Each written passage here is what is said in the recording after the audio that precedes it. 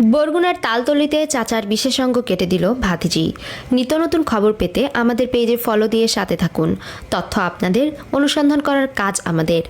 বরগুনার তালতলি উপজেলার সোনাকাটা ইউনিয়নে ভাতিজির হাতে চাচার বিশেষজ্ঞ কর্তনের খবর পাওয়া গেছে।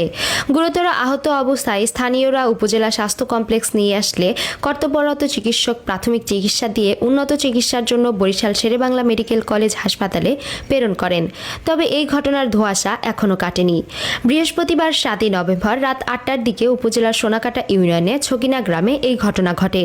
বিশেষ অঙ্গ হারানো ওই ব্যক্তির নাম কবির হোসেন। তিনি একই এলাকার মোহাম্মদ পাঞ্জু হালদারের পুত্র। কবির ব্যক্তিগত জীবনে বিবাহিত এবং 2 সন্তানের জনক। গত 8 বছর আগে পার্শ্ববর্তী ইউনিয়নের মরানিদ্রা গ্রামে বিয়ে করেন তিনি। তালতলি উপজেলা স্বাস্থ্য কমপ্লেক্সে গিয়ে জানা গেছে, একই গ্রামের দুঃসম্পর্কিত ভাতিজিকে বেশ কিছুদিন ধরে উত্ত্যক্ত করে আসছিল কবির। বৃহস্পতিবার রাতে ভাতিজির বাড়িতে তাকে